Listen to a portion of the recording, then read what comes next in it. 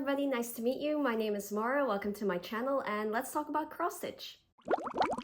Okay, so hi, it's been a month since I last filmed and a lot has happened this month because my personal life has just been so chaotic and it's being reflected in my stitching. Like, I've been traveling, I've been organizing birthdays, I've been attending events, and just everything in my life is just like all over the place at this moment, and my stitching is reflecting that, which is kind of unfortunate. I usually pride myself on the fact that I'm very structured and organized when it comes to my stitching. I know exactly what projects I'm going to do, when I'm going to do them. All of that went out of the window this month. So I have quite a few things looking at me right now that I'm not really happy about, just because I know what kind of mindset they were made in, if you know what I mean. So yeah, let's just jump into it. I'll show you everything that I have stitched in the last month and my current project as well. So yeah, let's just move on and you'll see what's happened. So my first project was a whip in my last video, but it's an FFO now. So this is Take Time to Read by Jeannette Douglas. This is stitched on 36 count xjudesign linen in the color Baby Sheep. And it's a gift for a friend. She'll be coming over after this video, so lucky we could sneak this in this one. I was just going to ask in the comments, like, let me know if you do your own framing. What do you do with the leftover fabric in the back? Like, do you cut it right to the edge, or do you leave some left? Do you lace it? Because every single time I've given a gift of a stitch to somebody, they always mention that I leave a lot of fabric over in the back, but that's just because I don't know what else to do with it. So yeah, just let me know what you do in those kinds of cases, because yeah, apparently it doesn't look all that appetizing, which I get, but I don't know what else to do with it. So yeah, thanks for letting me know. But this is the FFO. Really happy to have found this this frame. This is just in a shop in Turkey. I think it's called English Home. They have a lot of frames, so I usually buy some stuff if I have some smaller designs that I can take back home with me. Yeah, this is what it looks like. My next project is, hold your breath, a UFO. I know, we never do those on my channel. I usually always finish my projects. However, in this case, actually, I do have another UFO. It's one from 2023, but I do plan on stitching on that one again. This one is just a complete loss. I'm never working on this one again, at least not in this current format. So this is Cross Stitcher at Work by StudioHMP on Etsy. And yeah, this is how far I got. And this is as far as I'll ever get on this particular project, because I'll tell you the reasons why I UFO'd this. I was so, like, I usually feel guilty UFOing things, which is why I don't do them. Like, I don't do UFOs, but in this case, I was just hating every single step of this process so much that I didn't care. It could go in the fire for all I cared. Yeah, so why did I stop this one? Why did I UFO this? The only thing that I liked about this particular project was the pattern. That's the only thing. I really do like the design. I'll show it up here if I can. I really like the designer. They have some really fun stuff on Etsy. But yeah, everything else about this project was killing me. Well, first things first, the fabric. This is a 32 count opalescent white evenweave by Zweigart. Yeah, that was the first thing. I shouldn't have gone for a white fabric, because I feel like not a lot of colors look really nice on white, and especially here with the DMC, they turn out to be a lot darker than I imagined that they would. So like on this particular fabric, I think that the contrast between the colors of the DMC and the color of the fabric was just too stark. So that was the first point that I didn't like. Secondly, because this is a opalescent fabric, I think that the opalescence in this fabric is like a kind of plasticky fiber, that's what's causing the shine. Because of that, my DMC was just shredding every single stitch. Like at the end of a thread of a length of floss, it would just be like pulling off on the end. You know what I mean? Like, it's completely unraveled. It's not looking good. And it's just, yeah, the experience of stitching just wasn't fun at that point. I didn't really like the colors, especially not, like I said, in combination with the fabric. They just look way too stark and like contrasty, you know what I mean? So yeah, basically I had an idea, because I really, really love this pattern. I really wanted this to be something that I wanted to frame and like get it on top of like my usual stitching corner, or on top of like my home desk, because like cross stitcher at work, that's funny. So yeah, I really want to stitch this pattern at some point, but I'm going to need to have different fabric. Maybe I'll have to, you know, rethink the colors because these aren't my colors as well. But yeah, that's it. That's it basically. This is just, it's done for. I'm never going to work on this again unless it's in another format. And for the time being, because I have like such negative feelings towards this project, it's probably going to be a while until I restart this. But yeah, this is just as far as we've gotten and as far as it'll ever get. Not even sure, like I have quite a large cut of this fabric left over, and I'm sure that there's things that will look nice on it, but because of this whole experience, I've just been completely rethinking what I will be doing with the rest of this fabric. I have been looking at some kind of like very light colored patterns that might fit on it, but just for the time being, I don't want anything to do with this fabric. I don't want anything to do with the pattern for the time being until I can like figure out the colors. So yeah, that's just it. That's, I mean, I feel like I should be more ashamed than I am, but I know that you guys aren't going to judge me about this. This is just, yeah, a lost cause, and this is the last you'll probably ever see of this particular combination. So yeah, happy to have had that over with. I never want to see you again. Bye-bye. So for the summer holidays, I usually lose my monogamous stitcher persona because I like to bring a travel project. In this case, I chose something monochromatic because it's, you know, easier to travel with. So this project is the one that I bring with me on my trips. This is Real Comfort by Modern Folk Embroidery. This is how far we've gotten so far. This is stitched on 36 count Hydrangea light linen by Barbaral Creations, and it's stitched with DMC 601. I think some of you guys might remember I put on Instagram a poll. I had 3 different colors of pink DMC laid out, and I asked people which one would work best on the fabric. Almost everybody, like the majority, voted for another color, but I, in the end, decided to go with 601 anyway. So yeah, this is what it turned out. I'll see if I can put up a picture of what it's supposed to look like when it's completely finished. So I did most of the first box. I only need to do the wording here, I think, which I love. And then in the bottom part of the pattern, there's supposed to be an alphabet with some numbers. I might be recharting that just to make sure that my name and date of birth are entered on there as well. But that's kind of still up in the air. I'm not sure if I feel like recharting when I'm on holiday. So yeah, we'll have to see. Maybe that's something that I'll do for when I get back home, if I have more time, if I'm, you know, a little bit more relaxed, if I can, you know. But yeah, this is how far we've gotten so far. I do have quite a few trips coming up in the end of August and beginning of September. If I don't have it finished during my holidays, I might take this one with me to the Essex Needles retreat as well. But yeah, this is what it's looking like so far. I'm really loving this design. I am like quite a big Jane Austen fan. I already have a big Jane Austen sampler hanging up framed right behind you. I am thinking of at one point doing a video of all my framed projects in my house. But yeah, that's something for in the future.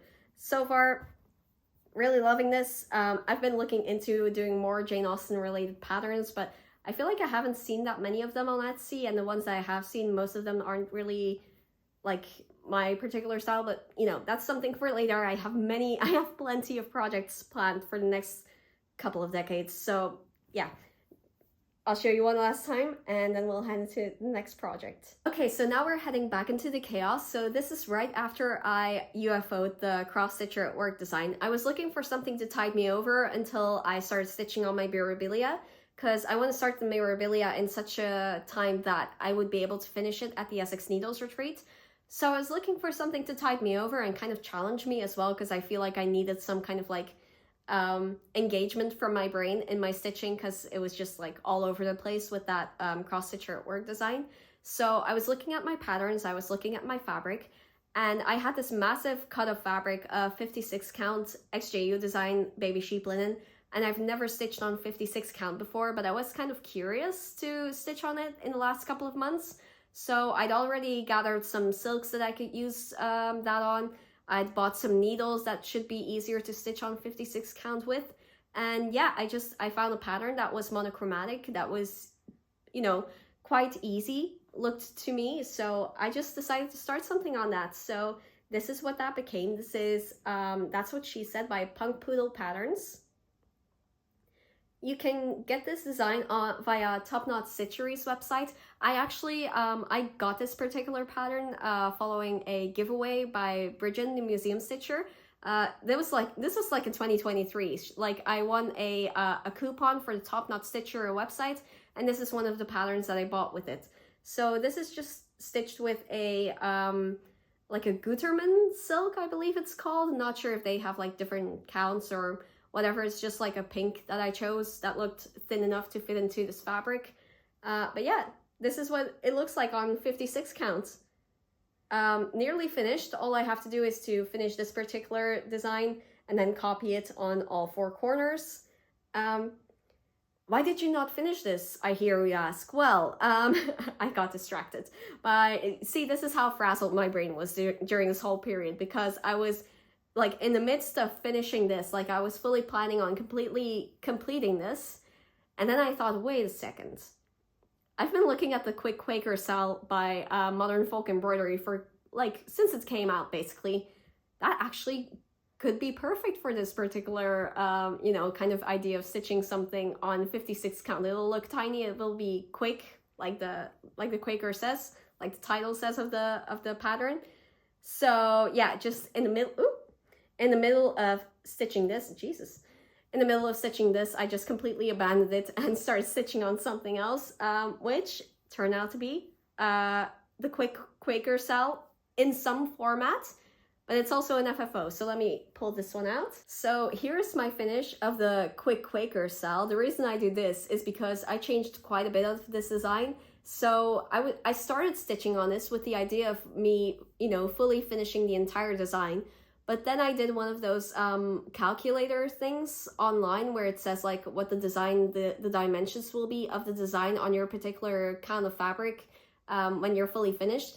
And I found that you know, those dimensions would not fit into a standard size frame from the store like this one.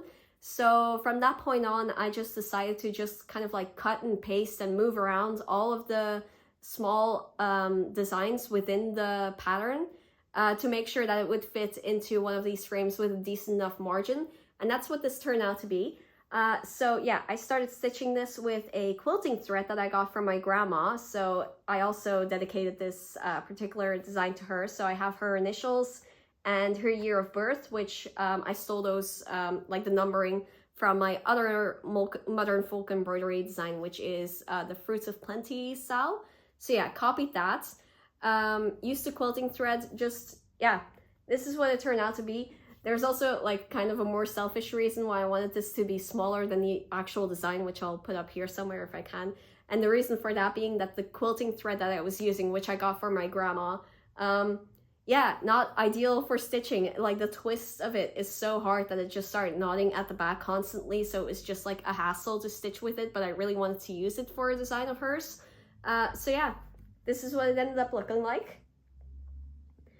And that was the last thing that I tried on 56 counts. And yeah, we still have the same issue of like this all being left over. So again, if you have any tips on what to do here, let me know, because this, yeah, it's not looking all that pretty, is it? But yeah, I'm sure she'll be happy with it. I used something that she gave me. It's a cute design. Yeah. Another FFO, well done me. Okay, so I have another finish and I completely forgot to mention it. I'm telling you, my brain is everywhere.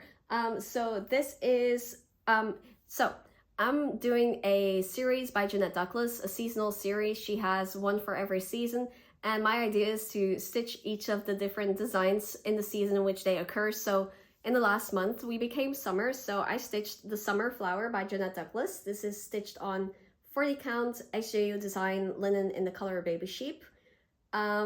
This is the reason why I stitched it on 40 count, and I stitched all of these designs on 40 count is because with the finished design, they fit perfectly into a 10 by 10 centimeter frame. So at the end of the year, I'll be able to frame them all the same. But yeah, this is what it looks like. I used none of the called for. I think all of these are DMC, Gloriana, and Karen Waterlily's conversions. Oh, maybe except one color, because I did buy a couple of silks because they're called for in multiple of those seasonal design patterns. So I think that the darkest color on this particular flower design is one of the called for, but that's it. That's all. Everything else is a substitute. The border is actually a color called Winter Brook by Gloriana. I just thought it was kind of funny that a design, like a color meant for a winter kind of look, fits perfectly into a summer design. Actually, when I started stitching this one, I wasn't entirely sure about like the color choices, but actually the more I was stitching on this, I realized like this is actually perfect for like that sun bleached kind of look. Like all of these colors, they look exactly like what like more intense colors would look like if they were sun bleached, that kind of idea. So yeah, while I was stitching this, I was becoming more and more convinced that these color choices were actually quite brilliant.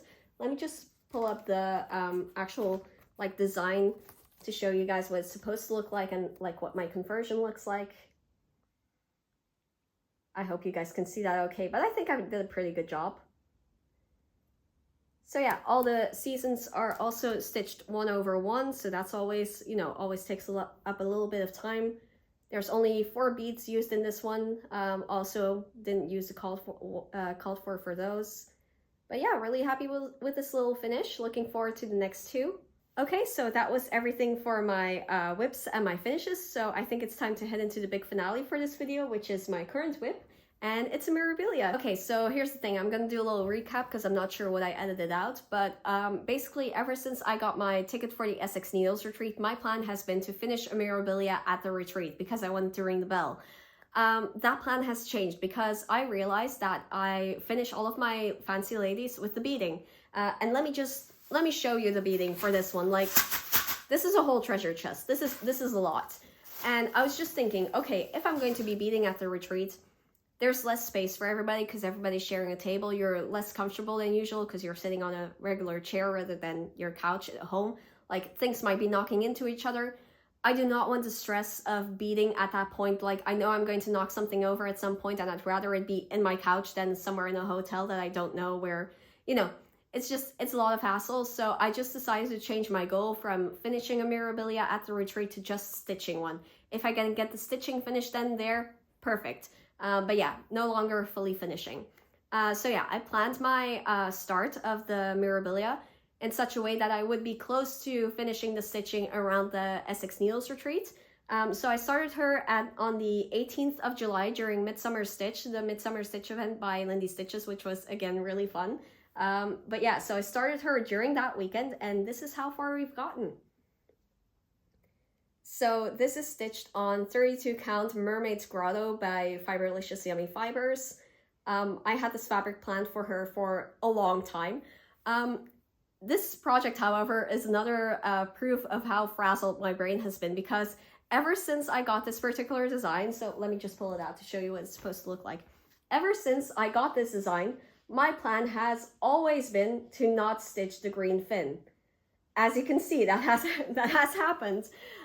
Yeah, I realized halfway through stitching the green fin that I was stitching the green fin that I never planned to do. Like, my plan was always, let me see if I can cover it up if I show you the mock-up, if I can like angle it in such a way. Like, I hope you guys get the vision.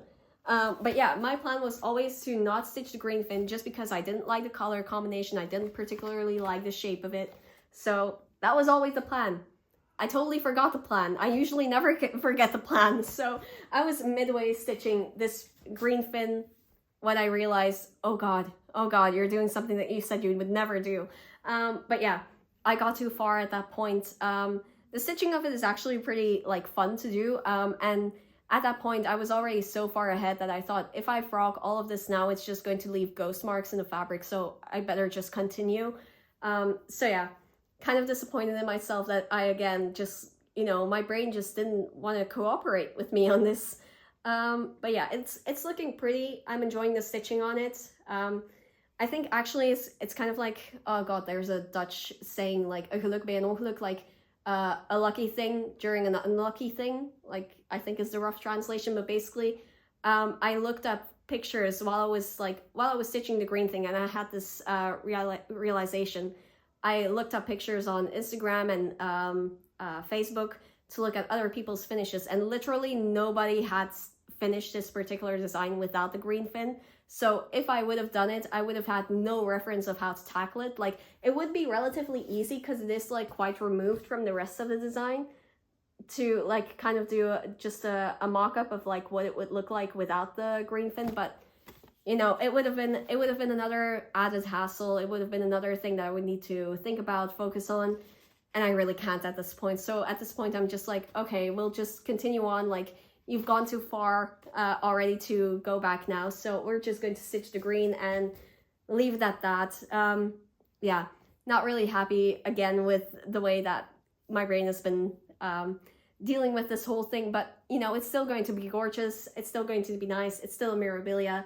Like, I'm enjoying the process. I'm happy to be stitching on another fancy lady at this point. So yeah, this is how far we got. So yeah, this is about a week's work. And yeah, let's hope we get somewhere close to a stitching finish at the 6 Needles retreat. I just want to add a small little how-to section on this video for how to visualize your designs on the fabrics that you own. I usually use the Design and Fabric Viewer website for those, but it does not contain all of the designs and does not contain all of the fabrics, so just in case you need it. But basically, if you have an iPhone or any kind of phone that allows you to place pictures on top of other pictures, this is how you do it. So on iPhone, if you take a screenshot of your fancy lady design or whatever, and it has a clear outline, you can press down on it and it will create a sticker. So hopefully I'll be showing you a screen recording here. So you can create a sticker out of the outline, and then if you take a picture of your fabric, you can add the sticker to it, and that way you can visualize what your design would look like in combination with the fabric. So yeah, just wanted to share it with the class. In case the screen recording doesn't show, I'll add it to the end of the video. And you can also view it on my TikTok and on my Instagram in my highlights in case you want to reference it. But yeah, just wanted to share with the class in case you could use it. But yeah, that was everything that I wanted to mention in this particular video. It's been a lot, it's been chaotic, I get it. Yeah, my brain has been incredibly frazzled. I've not been the best, so let's hope for an easier month coming up. Yeah, not sure how much I'll have to talk about next time because I will be mostly working on the Mirabilia. But yeah, that's it for now, so I'll just leave you be for today, and hope you have a nice day. Like, comment, subscribe, let me know what you're working on, and I'll see you guys next time. Bye!